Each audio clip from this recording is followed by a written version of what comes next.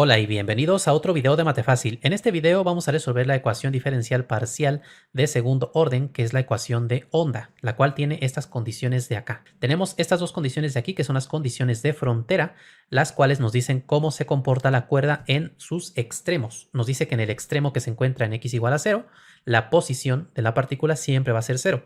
Y que el otro extremo que se encuentra en x igual a 3, también la posición siempre va a ser 0. Eso quiere decir que los dos extremos de la cuerda siempre se mantienen fijos, esos no se mueven. También tenemos esta condición de aquí, que es una condición inicial, nos dice cuál es la posición inicial, o sea, en t igual a 0, de todas las partículas. Y en este caso nos dice que es 0. Eso quiere decir que todas las partículas se encuentran inicialmente sobre el eje X, o sea, la cuerda empieza totalmente horizontal. Por acá tenemos esta otra condición, que es la derivada de u respecto de t, o sea, la velocidad de esas partículas. Nos dice cuál es la velocidad inicial de cada partícula. En este caso nos dan esta función de aquí. Entonces, evaluando esta función en algún valor determinado de x que se encuentre entre 0 y 3, vamos a saber cuál es la velocidad en ese punto. Por ejemplo, si x vale 1, bueno, pues al evaluar aquí nos va a quedar menos 1 más 3, que es 2. Eso quiere decir que la velocidad inicial es de 2 unidades, ¿sí? En x igual a 1. Entonces, esto nos dice la velocidad inicial de cada partícula, así que aunque la cuerda esté totalmente horizontal al principio, la velocidad inicial es distinta de 0 y por lo tanto se van a empezar a generar ondas sobre esa cuerda. Vamos a encontrar entonces una expresión que nos diga cuál es la posición de cada partícula para cada valor del tiempo y en cada valor de x. O sea, vamos a encontrar la función u, que depende tanto de x como de t. Antes de comenzar a resolver el ejercicio, quiero enviar un enorme saludo a Enrique Antonio y también a la UPIBI del Instituto Politécnico Nacional. Esto es la Unidad Profesional Interdisciplinaria de Biotecnología del Instituto Politécnico Nacional. El saludo es para todos ellos. Fue Enrique Antonio quien me contactó a través de mis redes sociales y quien me envió este ejercicio para que se lo resolviera. Recuerden que si ustedes quieren que les resuelva sus ejercicios, pueden contactarme a través de cualquiera de mis redes sociales o también en el grupo de Telegram. Ahí me pueden escribir en mi perfil personal, donde ustedes prefieran, mandarme un mensaje y ahí nos ponemos de acuerdo. Para eso lo que vamos a hacer es aplicar el método de separación de variables que ya hemos visto en otros ejemplos en mi canal. Ya hemos resuelto, por ejemplo, la ecuación de calor y también otros ejemplos de ecuación de onda. Entonces, si quieren ver más ejemplos, les voy a dejar en la descripción el enlace a la lista de reproducción de mi curso de ecuaciones diferenciales parciales y ahí van a poder encontrar más ejemplos. Entonces, vamos a aplicar el método de separación de variables que consiste en encontrar soluciones que puedan separarse de esta manera. U en x, t igual a una función que solo depende de x por una función que solo depende de t. ¿Sí? Entonces, lo que vamos a hacer aquí es calcular las derivadas para luego sustituir en la ecuación diferencial. La segunda derivada de u con respecto de t simplemente consistirá, la de u con respecto de x simplemente consistirá en derivar esta función que es la que depende de x, ¿sí? La n de t pues pasa igual porque estamos haciendo derivada parcial respecto de x, así que t es como una constante. O sea, este n de t pasa exactamente igual, solamente se deriva la función de x.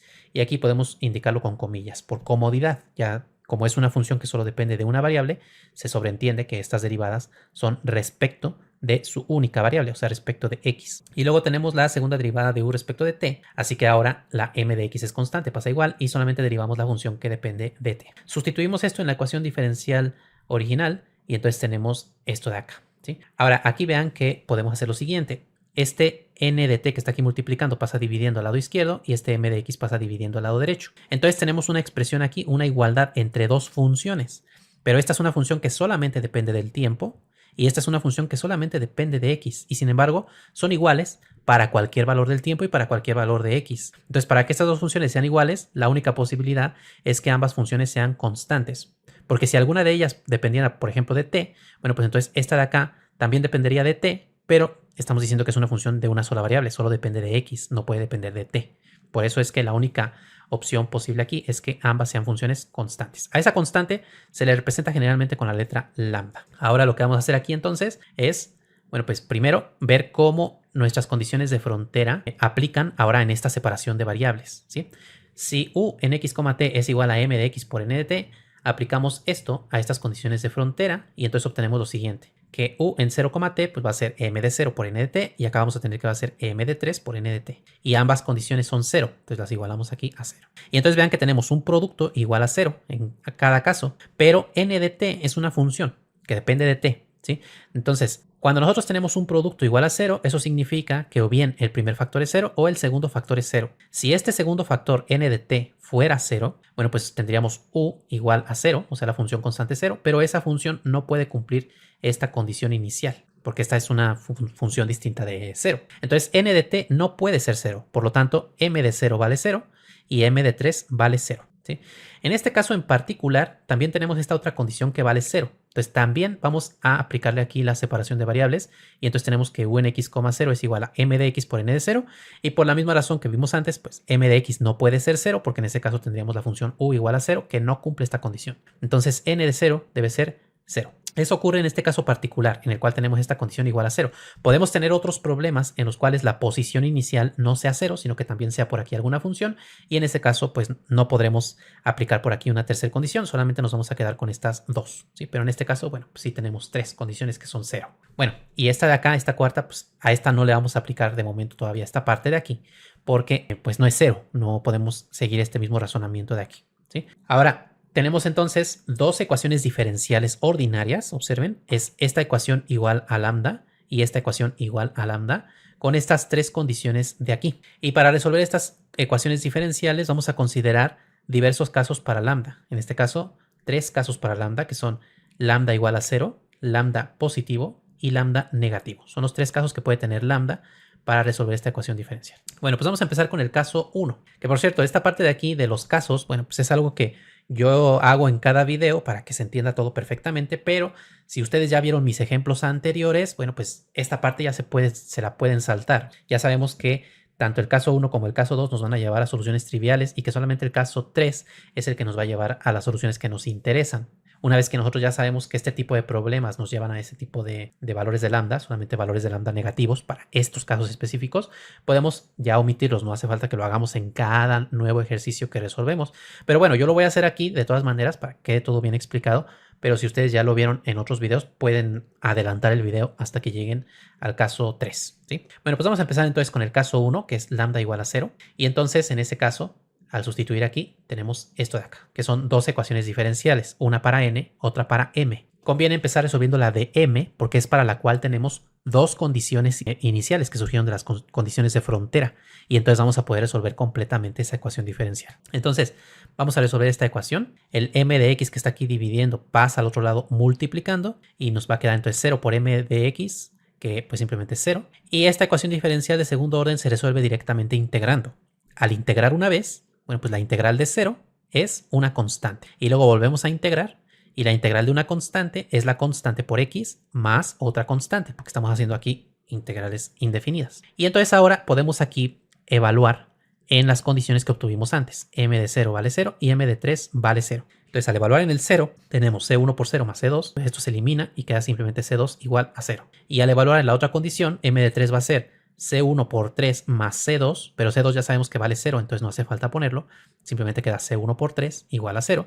Este 3 pasa al otro lado dividiendo y 0 entre 3 da 0. O sea que C1 también vale 0. Entonces si C1 y C2 valen 0, M de X va a ser igual a 0 directamente. Y si M de X vale 0, entonces U de XT, que es igual a M de X por N de T, va a ser 0 por N de T, que es 0. Y lo mismo que mencionábamos hace un momento, pues esto nos lleva a una solución que no cumple esta condición inicial, porque si la derivamos respecto de t sigue siendo 0, pero nosotros queremos que al evaluar en t igual a 0 nos dé como resultado este polinomio de acá. Entonces esta función no cumple la condición inicial y por lo tanto pues no obtenemos soluciones en el caso número 1. Solamente obtuvimos soluciones que se llaman pues soluciones triviales, que son las soluciones 0. ¿Sí? Así que en este caso no hay soluciones. Vamos al caso número 2, que lambda sea positivo. En este caso, para simplificar un poquito, escribimos lambda como omega cuadrado. Recuerden que los cuadrados siempre son mayores o iguales que 0. Entonces, en este caso vamos a suponer que omega es distinto de 0. Por lo tanto, omega cuadrado siempre va a ser positivo y entonces es otra forma de indicar que lambda es mayor que 0.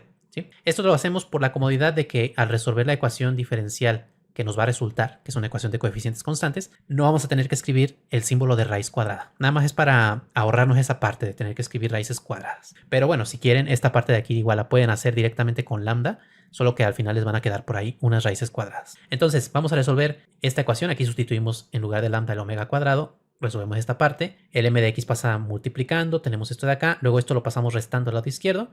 Y vean que esto es una ecuación diferencial de segundo orden de coeficientes constantes, ¿sí? Porque los coeficientes son 1 y omega cuadrado. Omega es una constante, ¿sí? Entonces, ¿cómo resolvemos estas ecuaciones? Bueno, pues recuerden que tienen soluciones de la forma e elevado a r por x. De ahí obtenemos una ecuación característica, que en este caso va a quedar r cuadrada menos omega cuadrado igual a 0. Y entonces obtenemos dos valores para r, que son r igual a omega y r igual a menos omega. Si no hubiéramos usado el omega y hubiéramos puesto lambda, pues aquí tendríamos lambda y al despejar la r tendríamos raíz cuadrada de lambda y menos raíz cuadrada de lambda. Por eso fue que introduje mejor el omega cuadrado para no estar escribiendo esas raíces, ¿sí? Si esta parte de aquí no la comprendieron, bueno, pues es un tema anterior, es de ecuaciones diferenciales ordinarias. Igual les voy a dejar en la descripción el enlace a mi curso de ecuaciones diferenciales y ahí pueden repasar ese tema. Entonces tenemos que la solución general de esta ecuación es m de x igual a una constante c1 por e elevado a omega por x más una constante c2 por e elevado a menos omega por x. Y bueno, pues ahora podemos sustituir estas dos condiciones de frontera. M de 0 vale 0, lo sustituimos y nos queda esta ecuación. E a la 0 es 1, entonces es lo mismo que poner c1 más c2 igual a 0. Y vamos a despejar de aquí una de las constantes. En este caso voy a despejar c2 y va a ser igual a menos c1, ¿sí? Porque ahora vamos a sustituir la otra condición y aquí vamos a poder sustituir esta expresión, ¿sí? Entonces nos queda c1 por e a la 3 omega, etcétera. Aquí en lugar de c2 ponemos menos c1 y entonces el c1 lo factorizamos como factor común y entonces vean lo que tenemos, un producto igual a 0. Eso significa que o bien el primer factor vale 0 o el segundo factor vale 0. Si C1, bueno, más bien, si este factor valiera 0, vean que la única forma de que esto valga 0 es que el exponente sea 0. Porque en este caso tendríamos e a la 0 menos e a la 0, o sea 1 menos 1 que es 0. Pero si el exponente valiera 0, eso significa que omega vale 0. Pero dijimos desde acá, desde el inicio, que omega debe ser distinto de 0, porque si omega vale 0, pues tendremos lambda igual a 0, que es el caso 1 que ya analizamos. Por lo tanto, este factor no puede ser 0, ¿sí? Así que el C1 es el que debe valer 0. Entonces C1 vale 0 y por lo tanto C2 es igual a menos 0, que es lo mismo que 0. Entonces ambas constantes son 0 y al evaluar acá nos va a quedar que m de x otra vez vale 0, u va a ser 0 por n, que es 0, y de nuevo no se cumple esta condición inicial. Por lo tanto, tampoco hay soluciones en este caso. Vamos al caso 3, lambda menor que 0. En este caso también podemos introducir lo siguiente. Hacemos lambda igual a menos omega cuadrado. Como omega cuadrado siempre es positivo, al multiplicarlo por menos, pues esto siempre va a ser negativo. Entonces lambda va a ser menor que 0. Igualmente esto lo introducimos para no tener que escribir raíz cuadrada, ¿sí? Por simplicidad. Entonces sustituimos por acá, nos queda esta expresión. Este m de x que está dividiendo pasa multiplicando, esto lo pasamos sumando. Y entonces tenemos otra vez una ecuación de coeficientes constantes. Solo que en este caso la ecuación característica es r cuadrada más omega cuadrada igual a 0. Y entonces al despejar r nos quedan pues raíces complejas, o se nos va a quedar i por omega y menos i por omega. Y ya sabemos que esas soluciones nos llevan a senos y cosenos. Todo eso es tema de ecuaciones diferenciales ordinarias, por eso aquí ya no lo explico tan desarrollado. Es un tema que ya ustedes conocen, ¿sí? Entonces la solución general en este caso es m de x igual a una constante por coseno de omega x más otra constante por el seno de omega x. Y aquí vamos a sustituir las dos condiciones de frontera. Entonces empezamos con el 0. Nos queda esta expresión. Recordemos que el coseno de 0 vale 1 y que el seno de 0 vale 0. Así que este término es 0, este de aquí es 1. Queda entonces C1 por 1, que es C1, igual a 0. Entonces la primera constante, C1, vale 0. Ahora vamos a evaluar la segunda condición. Entonces x vale 3. Como C1 vale 0, ya no escribo el coseno. Todo esto vale 0. Entonces queda C2 por el seno de omega por 3, que es lo mismo que poner 3 omega. Eso tiene que ser igual a 0. Bueno, pues otra vez tenemos un producto igual a 0. Eso significa que C2 vale 0 o que el seno vale 0. Si C2 valiera 0, otra vez tendríamos que es 0, que U es 0 y no se cumple la condición inicial. Así que no podemos tener que C2 sea 0. Entonces el seno es el que debe ser 0. Entonces ponemos que seno de 3 omega es igual a 0. Y esto es una ecuación trigonométrica. Aquí hay que recordar que el seno de una cantidad vale 0 si solamente si esta cantidad es un múltiplo entero de pi. Es decir, 3 omega debe ser n por pi, donde n es cualquier número entero. De hecho, puede ser un número entero negativo o puede ser 0 incluso, ¿sí? Pero si n valiera 0, pues en ese caso omega vale 0 y ese caso ya no lo analizamos. Así que omega no puede valer 0, o sea, n no puede valer 0. Sí puede ser un número negativo, pero si aquí pusiera yo los números negativos, lo que obtendría simplemente es un conjunto de soluciones en las cuales hay parejas de soluciones linealmente dependientes. porque recuerden que seno de menos x es lo mismo que el seno de x. Entonces, una es un múltiplo de la otra. Nosotros no queremos tener dentro de nuestro conjunto de soluciones que sean linealmente dependientes. Queremos un conjunto linealmente independiente. Entonces, por eso los enteros negativos los omitimos y solamente nos vamos a quedar con los positivos, ¿sí? Entonces, ahora este 3 que está aquí multiplicando pasa dividiendo y ahí tenemos los valores de omega, ¿sí? Entonces, ya tenemos las soluciones para m de x. Vean que esta parte de aquí en realidad no fue para obtener en sí el valor de la constante. Sí, sabemos que esta constante es distinta de 0, pero no hemos obtenido su valor. Eso lo vamos a obtener más adelante. Lo que sí obtuvimos fue el valor de omega. Cómo deben valer los omegas para que obtengamos soluciones que no sean triviales. Y entonces, ya que tenemos los valores de omega, los podemos sustituir aquí en la función. Vean que C1 dijimos que es 0, entonces no hay cosenos, solamente hay senos. En lugar de omega le ponemos su valor, que es n por pi sobre 3. Al multiplicarlo por x, aquí ponemos la x de una vez en el numerador. Y entonces lo que hemos obtenido en realidad es un conjunto infinito de soluciones, ¿sí?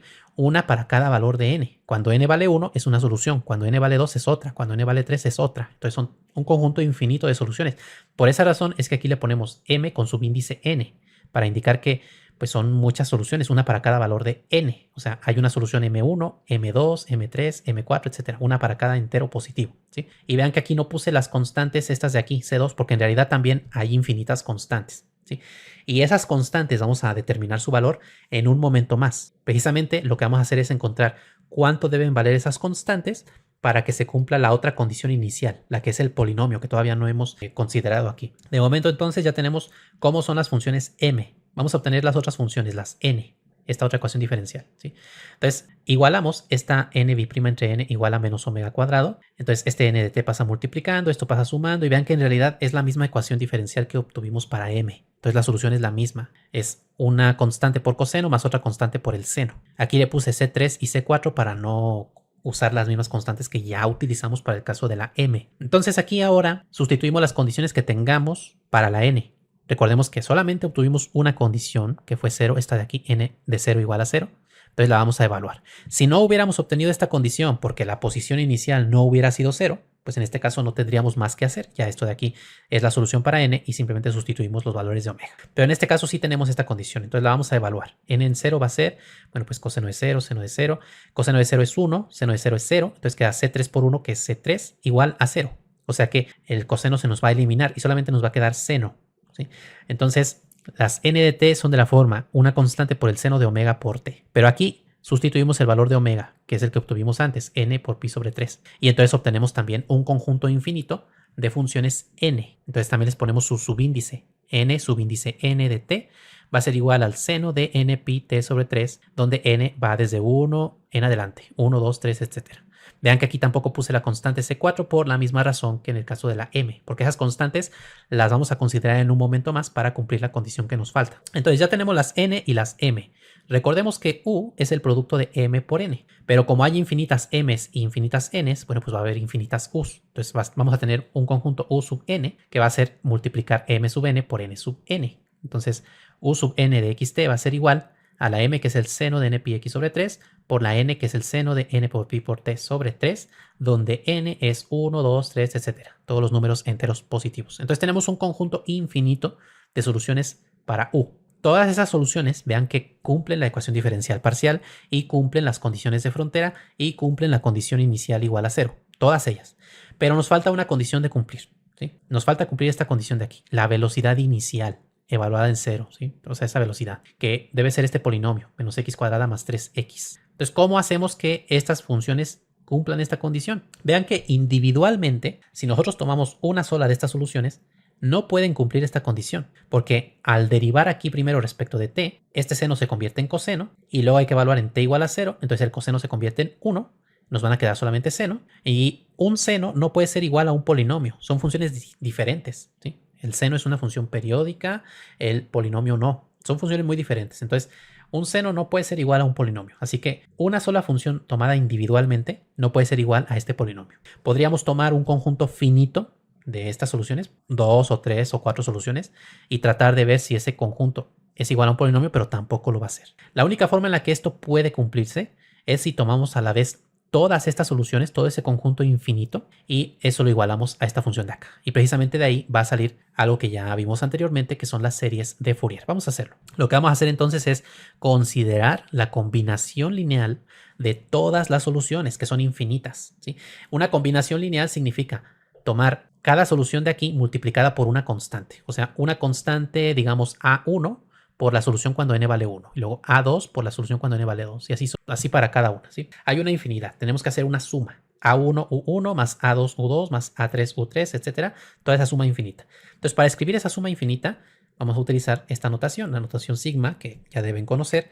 Entonces, la sumatoria desde n igual a 1 hasta el infinito de estas soluciones de aquí multiplicadas por constantes. Estas constantes les ponemos subíndice n. Entonces, ahí tenemos A1 por el seno, y luego A2 por el seno, y así para cada una. Y lo que vamos a hacer es precisamente obtener cuánto deben valer estas constantes para que se cumpla esta condición inicial. Entonces, lo que queremos hacer primero es derivar u respecto de t. Vamos a derivar. Derivada de u respecto de t es igual a derivar esto de aquí respecto de t. Como es derivada parcial, este y este son constantes, pasan igual. Entonces el an aquí está, el seno aquí está. Y la derivada de este seno, que sí depende aquí de t, pues va a ser coseno de lo mismo. Y luego por la regla de la cadena hay que derivar lo que está aquí adentro.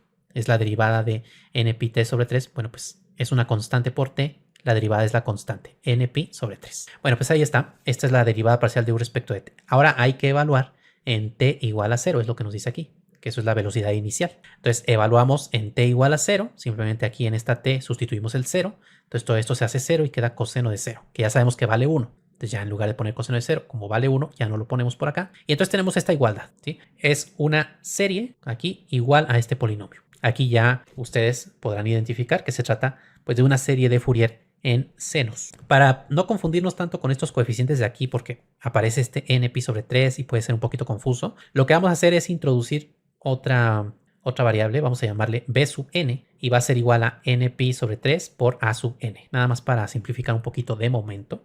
Y entonces obtenemos lo siguiente: la suma desde n igual a 1 a infinito de los b sub n por el seno de nπx sobre 3 debe ser igual a este polinomio, menos x cuadrada más 3x. Y aquí ya se ve más claramente que lo que tenemos es una serie de Fourier en senos para esta función. Y para calcular la serie de Fourier necesitamos saber cuál es el intervalo en el cual vamos a tomar esta función. Y ese intervalo es el que va desde 0 hasta 3. ¿Cómo sabemos eso? Bueno, pues porque desde el inicio del problema vimos que las condiciones de frontera están dadas para x igual a 0 y x igual a 3. Eso quiere decir que esos son los extremos de la cuerda. X igual a 0, x igual a 3. Entonces es una cuerda de longitud 3. Entonces la x, que es la que nos dice la longitud de la cuerda, la posición de la cuerda en el eje x, pues va desde 0 hasta 3. Esto es importante porque recuerden que al calcular los coeficientes de Fourier vamos a usar esta fórmula de aquí, que es para los coeficientes de la serie de Fourier en senos, y que es 2 sobre L de la integral de 0 a L, de la función por el seno de nπx sobre L, donde L es la mitad del periodo de la función. En este caso, L directamente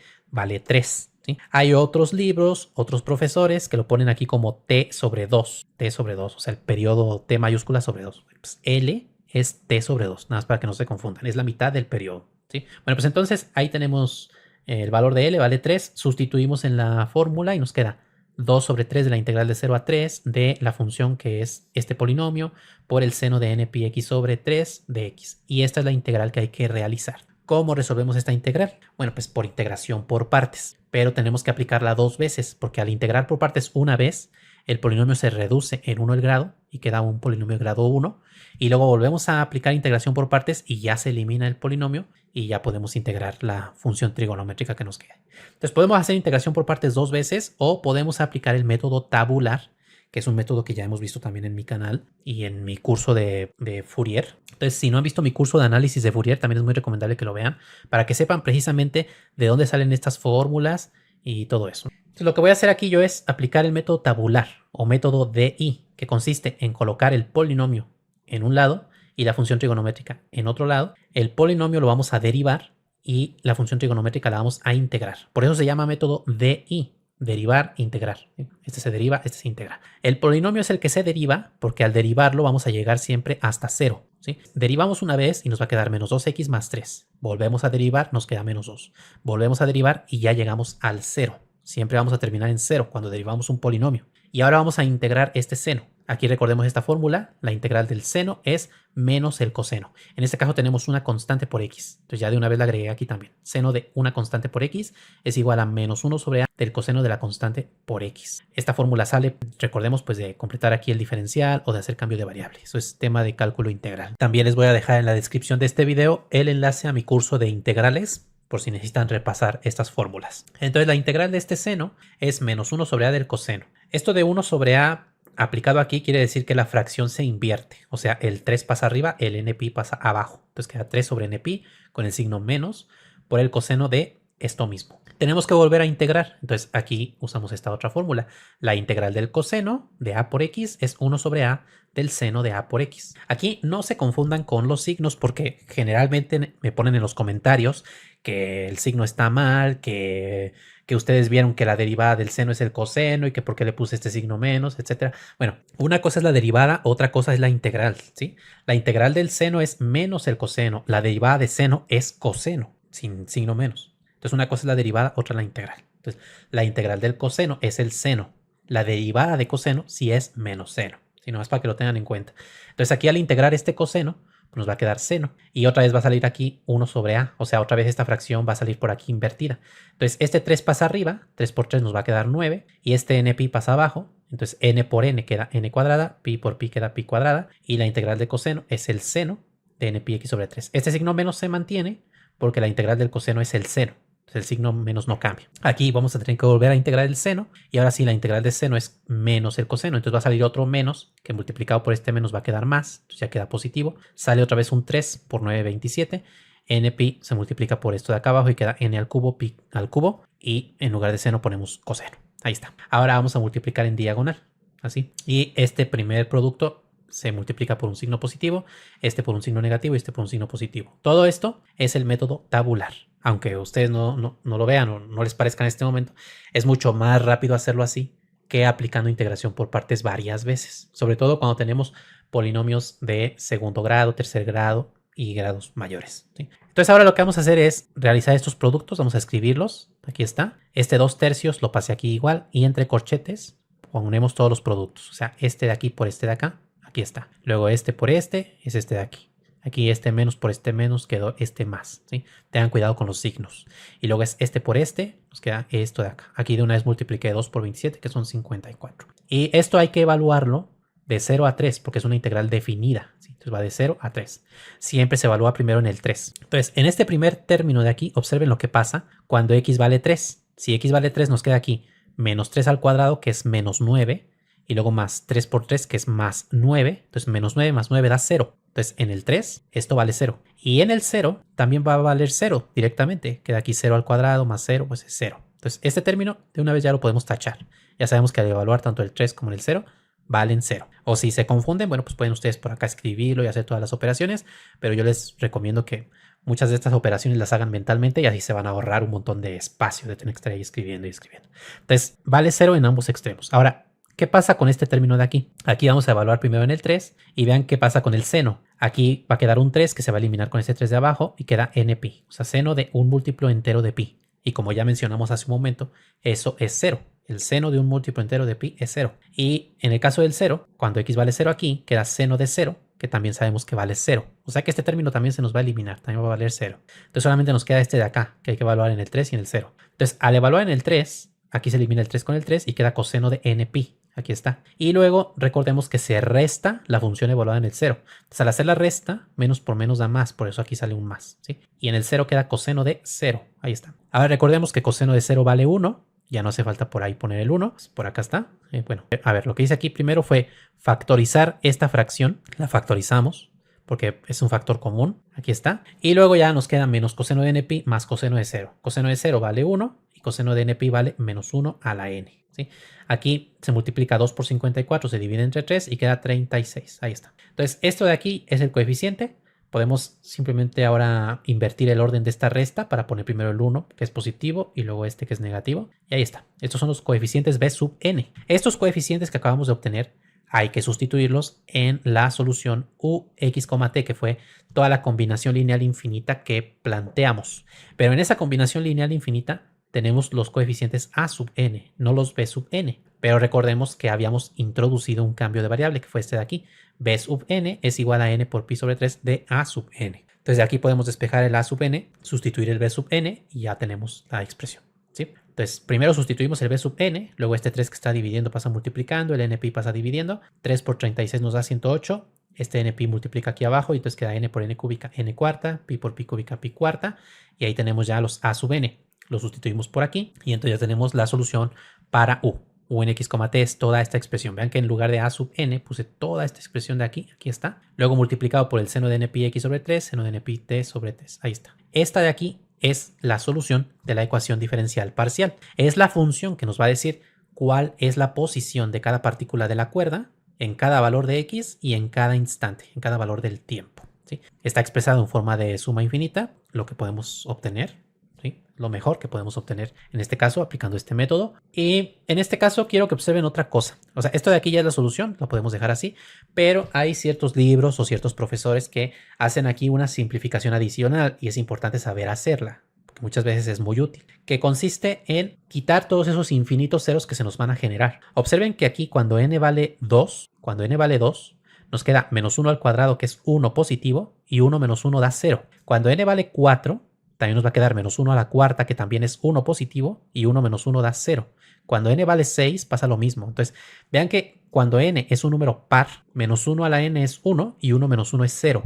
Entonces, para cada valor par, aquí lo que obtenemos es un 0. O sea que en esta expresión tenemos una infinidad de ceros sumándose para cada valor de n par. Entonces, conviene quitar esos ceros, o sea, para simplificar un poco y tener una expresión que no tenga esa infinidad de ceros. Entonces, vamos a hacerlo con cuidado, ¿sí? Entonces, noten. Si n es par, tenemos que menos 1 a la n es 1, 1 menos menos 1 a la n es 1 menos 1, que es 0, como dijimos. Y cuando n es impar, obtenemos que menos 1 a la n es menos 1. Recuerden que un número negativo elevado a un número impar sigue siendo negativo el resultado. Entonces 1 menos menos 1 a la n es 1 menos menos 1. Menos por menos da más y 1 más 1 da 2. O sea que este coeficiente se convierte en 2 para todos los valores de n impares, ¿sí? Ahora, ¿cómo colocamos esto aquí en esta expresión? Bueno, pues n par se puede escribir así, n igual a 2 por k, donde k es un número entero positivo, 1, 2, 3, etc. Vean que cuando k vale 1, n vale 2 por 1, que es 2. Cuando k vale 2, n vale 2 por 2, que es 4. Entonces así se van generando los pares, ¿sí? Y los impares pues se obtienen de restarle 1 a un número par. Entonces igualmente aquí va k igual a 1, 2, 3, etc.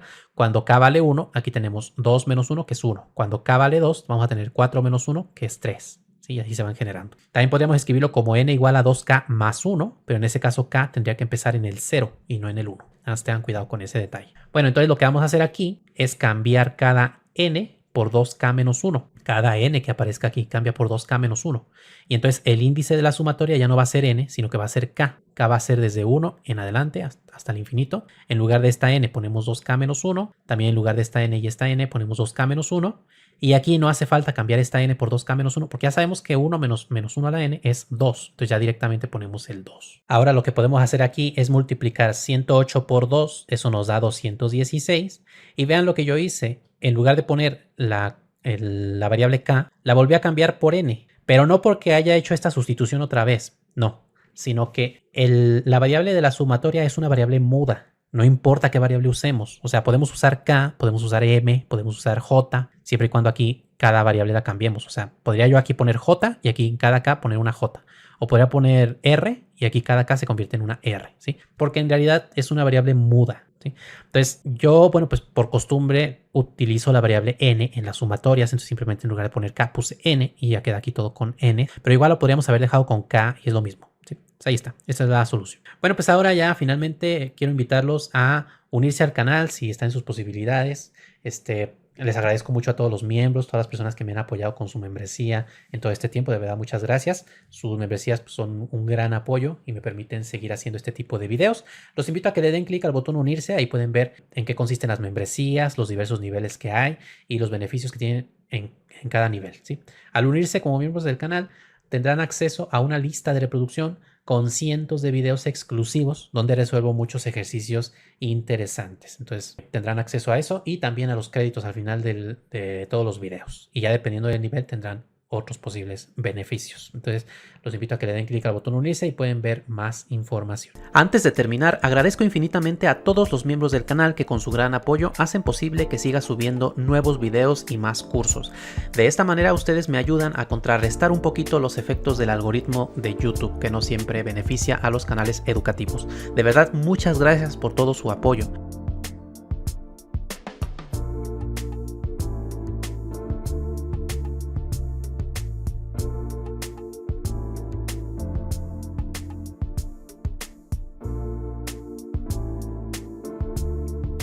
Y si aún no eres miembro del canal, te invito a darle clic al botón unirse para que mires los diversos niveles de membresía y los beneficios que tiene cada nivel. Entre esos beneficios tienes acceso exclusivo a cientos de videos con ejercicios interesantes. Te invito a darle clic para ver más información.